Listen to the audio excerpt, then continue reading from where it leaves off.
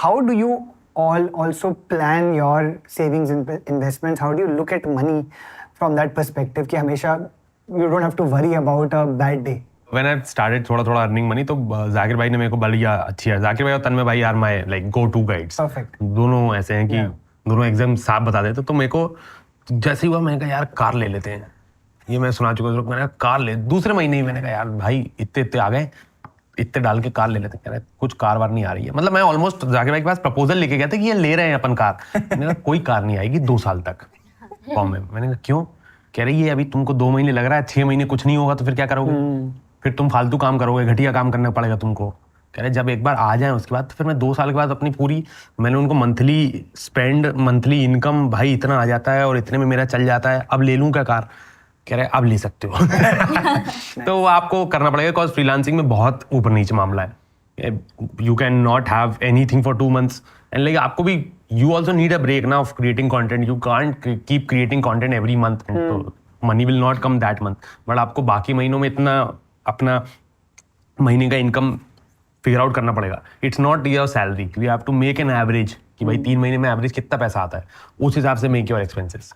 Again over here freelancing में कभी कभी after doing the work also पैसा आता भी नहीं है कभी, so you have to be prepared for the worst. Again like our parents have always taught us savings है तो you can like even if there's a bad day you need to have so much money कि you can spend it for yourself. You can survive basically that way.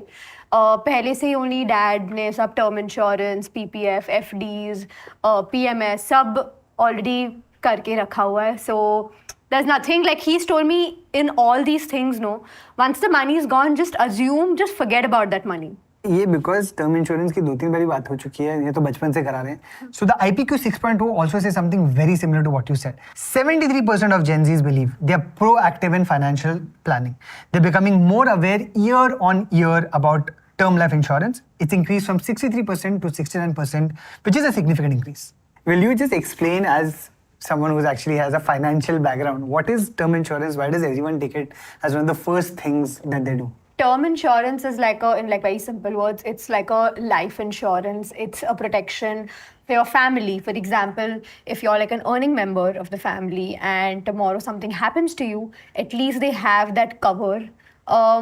Also, it's done at a very affordable rate. Like the premiums are extremely low. It can be like even 500 to 1,000 rupees. So it's better to have that lifelong cover at least for your family. First actually financial product I bought was also term life. It just so happens, and you know, it's not a plug. It really genuinely was something that I wanted to buy for my parents, and you know, they had bought something for me in the past. But for what was the reason for you all is what I want to know. Whatever we do in life, we do it for our family, our parents. Family is the only thing.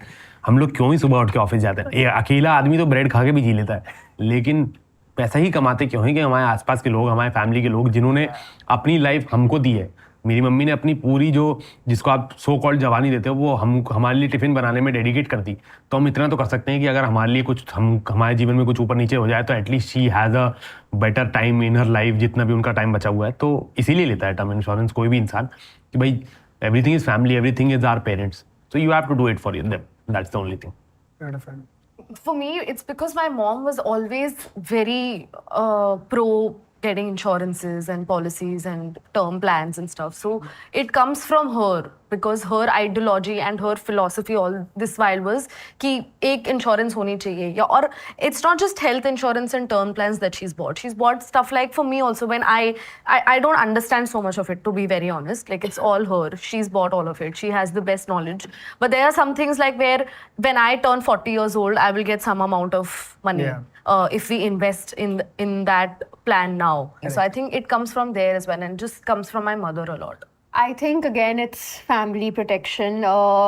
My parents, my family, they all have been there with me since day one when I was going through hard times. They've always been there.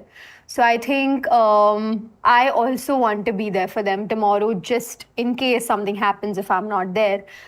At least I want them to be in a decent place where they don't have to be dependent on anyone else in this world. All of us have that emotional reason और एक genuine value होती है जो हम try करते हैं अपनी family को देना, उनको प्रोटेक्ट करके हमको अपनी वैल्यू भी वर्थ अपना वर्थ ही बढ़ जाता है, अपनी वैल्यू भी काइंड ऑफ बढ़ जाती है, and it's so lovely to hear all of this. So thank you for that.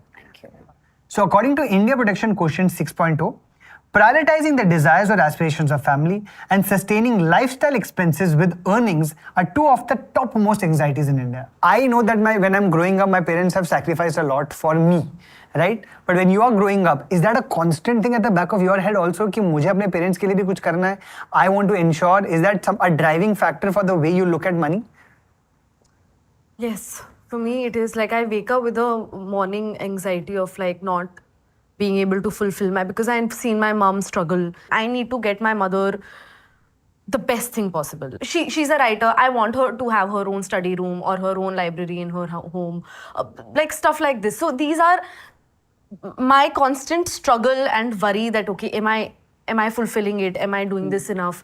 And constantly like reassuring her कि okay, we will do this. We have to do this. You need to do this. We need to take a trip. So वो I think that anxiety very much exists even today. You know, I want to know because ये pressure क्यों बन गया है? I want to clear this out. The pressure is not from the parents also. Yeah, Right? sure. It is something that we take upon ourselves because it comes from the fact that we've seen them struggle. तो वो एक back of the mind वो है कि क्योंकि इन्होंने इतना struggle किया और ये हमारे लिए किया है, हमारे लिए इतना sacrifice किया है. Now it's time that we work very hard and give it back to them. But why have you put almost a time limit or time barrier to it? कि the sooner I do it, the better it is, or the better child that I am, you know? मेरा एक सबसे बड़ा जो मुझे अभी बहुत ज्यादा मुझे डर लगता है जिस चीज से, जब भी मैं देखती हूँ कि होता है ना मम्मी पापा को बूढ़ा होते हुए जो देखना, कुछ भी छोटी छोटी चीजें होती है जब मम्मी को पता चलता है कि फॉर एग्जांपल मेनोपॉज का फैमिली में मेरे पापा के हेल्थ इश्यूज भी देखे हैं और he is the only earning member, तो वो एक हमेशा प्रेशर रहता है कि यार ये बहुत जल्दी बूढ़े हो रहे हैं, इनको कोई बीमारी कुछ भी डर हमेशा बना रहता है कि यार उससे पहले पापा के लिए मम्मी के लिए सिक्योर कुछ रख ले. You've seen your parents struggle, you want to do it for them, but I think it's a cycle. Like even they must have done it for their parents, you do it for your parents. It's just a cycle. मेरा थोड़ा सा मुख्तलिफ मामला इस पे, मतलब mummy ने समझाया कि व्हेन आई स्टार्टेड अर्निंग, तो जब भी मैं कुछ ऐसी एक्टिविटी करता था जिसमें मेरे मजे हो रहे हैं या मैं I am going to stay in a 5-star hotel, या तो मेरे दिमाग में हमेशा वो एक रहता था कि अरे यार मम्मी तो नहीं देख पा रही है. I used to feel guilty about having fun because my mom saw so much, so that लेकिन फिर I told this to my mom, so my mom is like, what is this emotion? This is a ridiculous, मतलब ये घटिया emotion है ये. मैंने कहा क्यों? कह रहे हमने इसलिए इतनी मेहनत करी है so that you go to Paris. You going to Paris is my enjoyment. So have fun. तुम्हारे फन को अफोर्ड करने के लिए हम ऑफिस जाते थे 8-8 घंटे और उसके बाद अब तुम परेशान रहोगे तो फिर क्या मतलब रह गया फिर? But has this helped you? Of course. This is I'm asking you, has this helped you? Because even today when क्योंकि आप शूटिंग के लिए जाते हो, आपको मिलता ही है 5-star में रहना या जो भी, जैसे हमने वो याद है हम वो कहाँ गए थे बैंगलोर, क्या भाई वो देखा था तुमने, वो हम क्या होटल में हम दोनों साथ में थे, वो क्या नहीं साथ में मतलब अब साथ में एक इवेंट था जिसके लिए हम लोग सब गए हुए थे. तुम्हारे रील्स पे कौन मतलब नहीं साहब वो Nobody is doubting it. वो होटल मतलब I think it was the best hotel I've ever lived in. Still. I was constantly calling my mother, FaceTiming with her कि look at how beautiful this is, why are you not here? तो and she was saying the same thing कि तुम्हारी खुशी में मेरी खुशी है. No matter how cliche it sounds, but it is real for her. But for me, it doesn't work. My mom taught me properly. उन्होंने proper बैठ के मेरे से कॉन्वर्सेशन करी, कह रहे हमारे जीवन की जो खुशियां थी वो हमने एंजॉय करी अच्छे से. तुमको ऐसा लग रहा हो कि हम परेशान थे, लेकिन हमारे जीवन में भी खुशियां थी. मेरी मम्मी कब बोलेगी ये नहीं बोल हम रही लोग ना है। अपने आप को जो मेन कैरेक्टर एनर्जी, हम लोग अपने आप को जो मेन कैरेक्टर एनर्जी मान लेते हैं ना कि जो हम हमारे माँ बाप के जीवन में कर रहे हैं वो हम ही कर रहे हैं, हमारे बिना हमारे माँ बाप कुछ नहीं है. मेरी मम्मी ने बोला बेटा हमने अपनी जीवन जिया है, हमने अपने जीवन के एंजॉयमेंट खुशियां जितने उत्साह थे सारे कर लिए. तुम अपने जीवन में अपने उत्साह एंजॉय करो जो तुम्हारी किस्मत में आ रहे हैं. Don't disrespect the destiny, enjoy it. बनी फ्रॉम ये जवानी है दीवानी. No, it's lovely and मुझे actually after you said this मुझे एक question आ रहा है कि do you remember a time जब आपके पेरेंट्स ने आप पे भरोसा दिखाया और खुद से बोला चलो तुम स्पेंड कर दो, which I think is always a very big moment in the life of every child. Any time when your parents started showing a little bit of trust and भरोसा in you? आई थिंक जब उन्होंने मुझे ना अकेले रहने के लिए permission दे दी थी, आई थिंक सबसे बड़ा चीज मुझे लगा कि यार बहुत मम्मी पापा का है कॉन्फिडेंस मुझ पर कि कर लेगी ये, तो आई थिंक वो मेरे लिए सबसे बड़ा मोमेंट था जब मैं पहली बार बॉम्बे आई थी उनके लिए वो शो करना कि अकेले रह लेगी. एंड द सेकंड थिंग जब मैं वापस दिल्ली भी आई तो दिल्ली में रहकर मैं उनकी फैमिली के साथ नहीं रही, दूसरे शहर में रहकर अलग रहना तो मम्मी पापा को लगता है कि ये तो जरूरी है, बट उस शहर में रहकर ही अलग रहना, आई थिंक ये जब पापा ने शो किया मुझे कि नहीं नहीं हो जाएगा, उसको अपना डिसीजन लेने दो, उसको अलग रहना है, तो I think this is the moment. मेरे लिए तो तब था जब, बिकॉज हमेशा से मम्मी फाइनेंसेस हैंडल करती थी, तो जब मुझे करने का वो दिया कि ओके तुम करो, तुम मुझे समझाओ, you tell me where the money is coming from or where it's going. I think that trust that she showed in me कि okay now she's mature enough to understand कि okay she can handle her own finances. वो आ गया था मेरे अंदर। आप बताओ। This year I took them like to the United States of America and they were like extremely happy. They enjoyed it. I was like, just live to the fullest. I just told my parents that, you know, don't think about anything. Don't have that pressure of anything. Just like enjoy. I think till date, Dad will still put up that one statement, कि why you are spending, let me spend. But eventually he understood. Like right now also कुछ भी होता है ना, for example, like if he's paying for something, he'll message me on WhatsApp, कि I have given 100 rupees to this, 200 rupees to mom. I get so irritated, like as if I'm his client or something. He's updating me, like, you know. Unrelatable. मेरी mummy तो 2 लाख रुपए भेज दो। क्यों? तुमसे मतलब? अरे बात हो गई भाई, ये कैसी बात हुई यार? She can't save to save her life. उनको आप कितने भी रुपए दे दो, 2-3 हफ्ते बाद उनका हो जाएगा कि अरे यार थोड़ा दिक्कत तो है, अरे दिक्कत, तो उनका वही रहता है, जल्दी भेजो। बेस्ट है। बट पहली बार उनका भरोसा दिखाया। तो हम लोग सरकारी नौकरी वालों में, क्योंकि वो हैंड टू माउथ जो बोल रहे थे, लिटरली जेन्युइनली वही होता था कि 20 तारीख के बाद नहीं बचता था पैसा, क्योंकि खर्चे इतने हैं और ये वो। उनको था 1 तारीख को पैसा जाएगा, लेकिन 15 तारीख के बाद गरीबी चालू हो गई, तो सेविंग्स कुछ नहीं करी।